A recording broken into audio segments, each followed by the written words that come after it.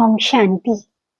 कभी कभी ऐसा होता है कि हमने टीवी के माध्यम से, फोन के माध्यम से, म्यूजियम या प्रदर्शनी के माध्यम से कहीं ना कहीं ब्रह्मा कुमारी इसका ज्ञान सुना और ज्ञान सुन करके हमें बहुत अच्छा लग रहा है। हमें लग रहा है कि शायद ये जीवन को बदल सकता है, हमारे जीवन को अधिक सरल बना सकता है, हमें चिंताओं से मुक्त कर सकता है। अब उनकी दिल हो रही है कि हम इस ज्ञान को प्रतिदिन सुने, हम ब्रह्मा कुमारी सेंटर अथवा आश्रम में जाएं और अपने जीवन को परिवर्तन करें। परंतु परिवार के सदस्यों को ये पसंद नहीं है। ऐसा है कि परिवार के सदस्य नहीं चाहते हैं कि आप ब्रह्मा कुमारी सेंटर पर जाएं, इस ज्ञान को सुने। तो ऐसी अवस्था में हम क्या कर सकते हैं? क्योंकि हमारे लिए हमारे परिवार के सदस्य तो सबसे इम्पोर्टेंट हैं, उनको तो हम नाराज नहीं कर सकते हैं। और ये हमारे जीवन का पहला लक्ष्य भी होना चाहिए कि सबसे पहले मैं अपने परिवार के सदस्यों को संतुष्ट रखूं, अपने परिवार में सुख शांति लाऊं, अपने परिवार को स्वर्ग बनाने की पहली कोशिश करूं। तो ऐसी अवस्था में हम क्या कर सकते हैं कि हम परिवार वालों को भी संतुष्ट कर सकें और हम ब्रह्मा कुमारी के ज्ञान को भी सुन सकें, उसको भी अपने जीवन में धारण करके अपने जीवन को बहुत अधिक सुंदर बना सकें। क्योंकि दूसरी बात क्या है कि ये जीवन भी तो हमको एक ही बार मिला है, ये भी तो बार बार प्राप्त नहीं हो सकता। तो हम इस सुंदर मौके को भी नहीं गंवाना चाहते हैं, हम इस ज्ञान को भी सुनना चाहते हैं, उसको भी अपने जीवन में धारण करना चाहते हैं और परिवार वालों को भी संतुष्ट करना चाहते हैं। सच तो यही है कि जो ब्रह्मा कुमारी इसका ज्ञान है वो यही सिखाता है कि कैसे हमको दोनों जीवन को बैलेंस करना है। वो कभी नहीं सिखाता है कि आपको अपने परिवार वालों को नाराज करना है, उनको असंतुष्ट करना है। क्योंकि हमारे जीवन का लक्ष्य ही होना चाहिए, चैरिटी बिगिंस एट होम। सबसे पहले हम स्वयं का परिवर्तन करें, हम अपने घर को स्वर्ग बनाने का प्रयास करें, उसके पश्चात ही हम कुछ और कर सकते हैं। इसलिए कभी भी हमको ये कदम तो उठाना ही नहीं है, संकल्प में भी नहीं लाना कि मैं अपने परिवार के सदस्यों को नाराज करके या फिर उनका विरोध करके मैं कोई भी कार्य करूं। अब हमको कैसे करना है जिससे हम दोनों ही संतुष्ट रहें या फिर हम दोनों में बैलेंस बना करके रखें। तो देखिए, ये उनके लिए है जो सेंटर नहीं जा सकते हैं, कोई भी दूसरा इसको अपने लिए नहीं लेगा। क्योंकि परमात्मा पिता बहुत सुंदर बात बतलाते हैं कि बच्चे, जब मैं बैठता हूँ गद्दी पर तो सब मुझे देखते हैं, जो मेरे सम्मुख बैठे हैं उन सबकी नजर होती है मुझ पर, परंतु मेरी नजर सबसे पहले उन आत्माओं पर पड़ती है जो मुझे देखने के लिए तरस रही हैं परंतु यहाँ नहीं आ सके। कहने का भाव, जब हम कहीं नहीं जा सकते तो परमात्मा पिता की तो कोई लिमिट नहीं है ना, वो तो कहीं भी पहुंच सकते हैं। अगर हम सेंटर नहीं जा सकते, हम आश्रम नहीं जा सकते, तो हम अपने घर में तो परमात्मा पिता को बुला सकते हैं, हम अपने घर को तो सेंटर बनाने का प्रयास कर सकते हैं। वास्तव में सेंटर अथवा आश्रम कैसे बनता है? वो बनता है हमारी प्योर वाइब्रेशन से, वो बनता है हमारे सेवा भाव से, वो बनता है हमारे त्याग तपस्या से। अगर हम ये सब अपने घर पर करना प्रारंभ कर देते हैं तो आप नोट करेंगे कि आपके घर का वातावरण बदलना प्रारंभ हो गया है। क्योंकि तन पर बंधन है, मन पर किसी प्रकार का बंधन नहीं है। अगर आपकी बहुत लगन है, आपकी सच्चाई है, दिल में सफाई है, वास्तव में आप अपने जीवन का परिवर्तन करना चाहते हैं, जीवन में बहुत सुंदर सकारात्मक चेंज लाना चाहते हैं, तो अपने जीवन का ये नियम बनाइए कि मैं आज से प्रतिदिन हर नियम व मर्यादा का पालन करूंगा। प्रतिदिन सुबह उठ करके जैसे सेंटर पर होता है अमृत वेले का योग, मैं प्रतिदिन एक भी दिन मिस नहीं करूंगा। अच्छे से परम पिता परमात्मा को याद करूंगा, याद से अपने घर के वायुमंडल को चेंज करूंगा, परिवर्तन करूंगा। रोज सुबह परम पिता परमात्मा को अपने घर में निमंत्रण दीजिए, फील कीजिए जैसे परमात्मा पिता की बहुत पावरफुल वाइब्रेशंस पूरे घर में फैल रही हैं, पूरा घर चार्ज हो रहा है। घर के एक एक सदस्य को परम पिता परमात्मा से मिलवाइए, फील कीजिए जैसे परमात्मा पिता मेरे साथ साथ मेरे घर के एक एक सदस्य को वरदान दे रहे हैं, प्यार भरी दृष्टि दे रही हैं, उनको शक्तियों से भर रही हैं, चार्ज कर रही हैं। अनुभव कीजिए कि जैसे मेरे पूरे घर का वातावरण रूहानियत से भर गया है, पूरे ही घर में बहुत पॉजिटिव एनर्जी प्रवाहित हो रही है, मेरा घर स्वर्ग बनता जा रहा है। और दूसरा, प्रतिदिन घर में मुरली का श्रवण अवश्य कीजिए।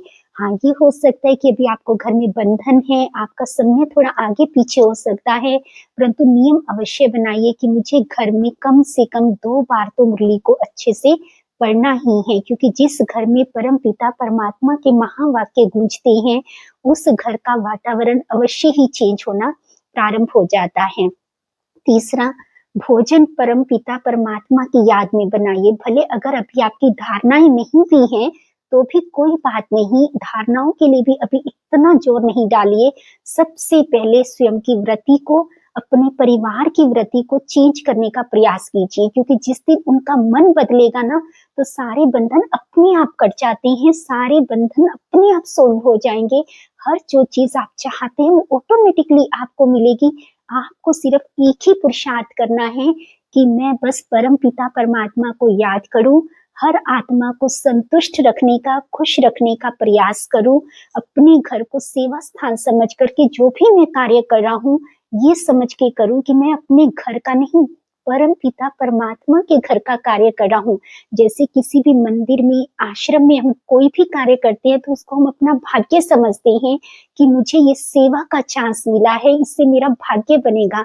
तो आज से सोचिए कि मेरे घर का एक-एक कार्य मुझे परमपिता परमात्मा ने दिया है। यहाँ मैं सिर्फ ट्रस्टी हूँ, निमित्त हूँ। इस घर का मालिक परमपिता परमात्मा है। मैं यहाँ जो भी कार्य कर रहा हूँ, वो मेरा सेवा का कार्य है। ऐसा करने से आपके जो सेवा भाव जागृत होगा, उससे आपके घर का वातावरण बहुत सुंदर होगा। सभी आत्माओं के दिल में भी परमात्मा पिता का प्यार जागृत होगा, क्योंकि जब आप उन आत्माओं की ये समझ करके सेवा करेंगे, ये समझ करके उनको रूहानी प्यार देंगे कि ये मेरे बाबा के बच्चे हैं, परमपिता परमात्मा के बच्चे हैं, आपकी वृत्ति चेंज होगी, आपका सेवा भाव बढ़ेगा, आपका उनके प्रति प्यार, सम्मान, रिगार्ड बढ़ेगा, तो उनका भी आपके प्रति 100% बढ़ेगा। ये संभव नहीं है कि आप कुछ कर रहे हैं और आपको उसके बदले में कुछ प्राप्त ना हो। तो आप थोड़े तब समय पश्चात नोट करेंगे कि उन सबका मन बदलने लगा है, आपके बंधन कटने लगे हैं, वो आपको खुशी-खुशी हर वो चीज़ करने देते हैं, जो आप चाहते हैं। आपका घर अपने आप स्वर्ग बनने लगेगा। हाँ, ये ज़रूरी नहीं है कि वो भी आत्माएँ इस ज्ञान को अपनाएँगी, क्योंकि हर आत्मा का कार्मिक अकाउंट अपना-अपना है, हर आत्मा का भाग्य अपना-अपना है, परंतु ये 100% गारंटी है कि वो कभी भी आपको बंधन नहीं डालेंगे, वो आपको आपकी इच्छा के मुताबिक चलने देंगे। तो दूसरा, आपको भोजन हमेशा परमात्मा पिता की याद में बनाना है, उसको भोग रूप में स्वीकार अवश्य कराना है। भले आपके घर में प्याज़ लहसुन बनता है, हाँ, बशर्ते कि नॉन-वेज नहीं हो उस किचन में, क्योंकि जिस किचन में नॉन-वेज बनता है, वहाँ हम परमपिता परमात्मा के लिए भोग नहीं बना सकते हैं, क्योंकि वो स्थान बहुत अपवित्र हो जाता है, वहाँ की वाइब्रेशंस इतनी इम्प्योर होती हैं कि वहाँ का बना हुआ भोजन परमात्मा पिता कैसे स्वीकार कर सकते हैं। एक इंसान को भी उस स्थान पर खड़ा होना शायद पसंद नहीं आता, जहाँ नॉन-वेज, क्योंकि उसकी स्मेल ही इतनी बुरी होती है कि वहाँ खड़ने की भी इच्छा नहीं होती। तो परमात्मा पिता कैसे वहाँ पर उस स्थान पर आ पाएँगे या उस स्थान का भोजन स्वीकार कर पाएँगे। हाँ, परंतु यदि आपकी बहुत ही अधिक मजबूरी है, आप इस चीज़ से भी नहीं बच सकते हैं, आपके घर में नॉन-वेज बनना ही है, तो भी कोई बात नहीं, उसको भी आप एज़ अ प्रेशर नहीं लीजिए, उसकी भी आप चिंता नहीं कीजिए, सिर्फ़ और सिर्फ़ उस टाइम पर फ्रूट्स का या ड्राई फ्रूट्स का भोग लगा दीजिए, लेकिन परमात्मा पिता को भोग लगाना मस्ट है। उसके पश्चात आप एक और प्रयास करेंगे कि उस घर के सदस्यों का थोड़ा-थोड़ा हिस्से का धन परमात्मा पिता के कार्यों में लगाना प्रारंभ कर दीजिए, क्योंकि परमात्मा पिता एक बहुत सुंदर बात बतलाते हैं, बच्चे, जहाँ तुम्हारा धन होता है ना, वहाँ तुम्हारा मन अवश्य जाता है। आप कभी भी नोट करना प्रारंभ कर देना, जहाँ हमारा धन नहीं लगता ना, धीरे-धीरे वहाँ से हमारा मन भी हटना प्रारंभ हो जाता है। तो इसलिए कोशिश करिए, जैसे आप अपने घर में संभालते हैं, तो आपको क्या होता है कि पता है कि मेरे इस घर के सदस्य के लिए मुझे इतना खर्च निकालना है, इस घर के सदस्य के, भले आप उनके हिस्से का सिर्फ ₹2, ₹5, ₹10 निकालिए, परंतु हर सदस्य की हिस्से की धन राशि कुछ ना कुछ निकाल करके परमात्मा पिता की भंडारी में अवश्य डालिए। कोशिश करिए, अगर उनके हाथ से डलवा सकते हैं किसी भी बहाने से, तो और भी अच्छा है। अगर नहीं कर सकते हैं, तो उनके हिस्से का ही धन आप उस भंडारी में जाकर के अवश्य डाल दीजिए। धीरे-धीरे जहाँ उनका धन होगा, वहाँ उनका मन अवश्य लगना प्रारंभ हो जाएगा। तो 3 तरीके हैं। सबसे पहले अपने घर में बहुत अधिक परमपिता परमात्मा को याद कीजिए, परमात्मा पिता के महावाक्यों का उच्चारण कीजिए, ताकि घर का वातावरण बहुत अधिक शुद्ध और पवित्र हो, क्योंकि जिस घर में बार-बार परमपिता परमात्मा का आह्वान होता है, उनकी पावरफुल याद होती है, तो वहाँ का वातावरण ऑटोमेटिकली बदलना प्रारंभ हो जाता है। दूसरा, अन्न।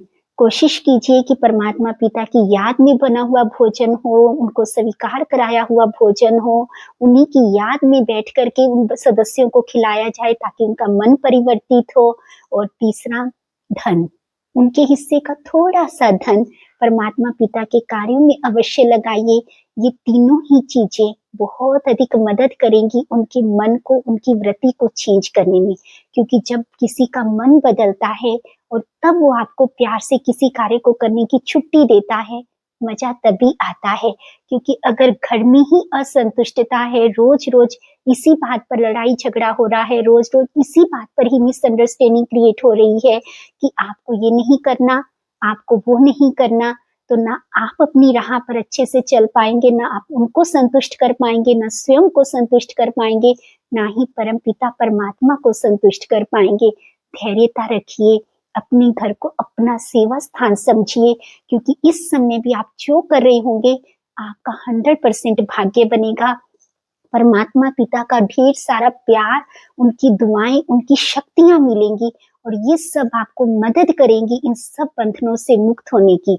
क्योंकि जो परमात्मा पिता कर सकते हैं, जो उनकी पावर्स कर सकती हैं, वो दुनिया में कोई नहीं कर सकती। हम आपको 100% यकीन दिलाते हैं, अगर आपके प्यार में सच्चाई है, आपका संबंध परमपिता परमात्मा से गहरा है, तो कितना भी कड़ा बंधन होगा, कितना भी कड़ा बंधन होगा, वो 100% बहुत जल्दी से हल हो जाएगा।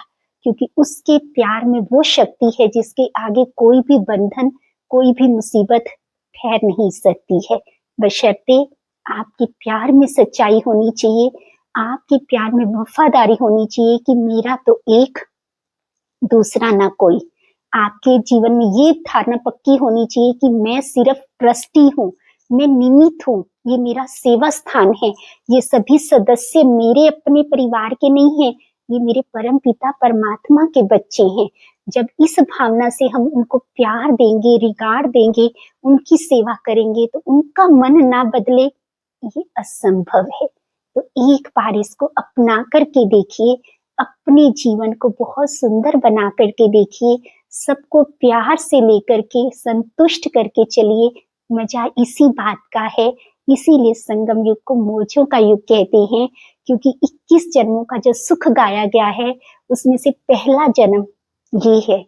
अगर इस जन्म में संतुष्टता का, जीवन मुक्ति का, आपसी प्यार का अनुभव नहीं किया, तो 20 जन्मों का कैसे कर सकेंगे। आप सबका दिन बहुत शुभ हो, आप सदैव निर्बंधन रहें, हर प्रकार से जीवन मुक्त स्थिति का अनुभव करते रहें, परमात्मा पिता के प्यार के झूले में झूलते रहें। इन्हीं सब शुभ भावनाओं और कामनाओं के साथ ओम शांति।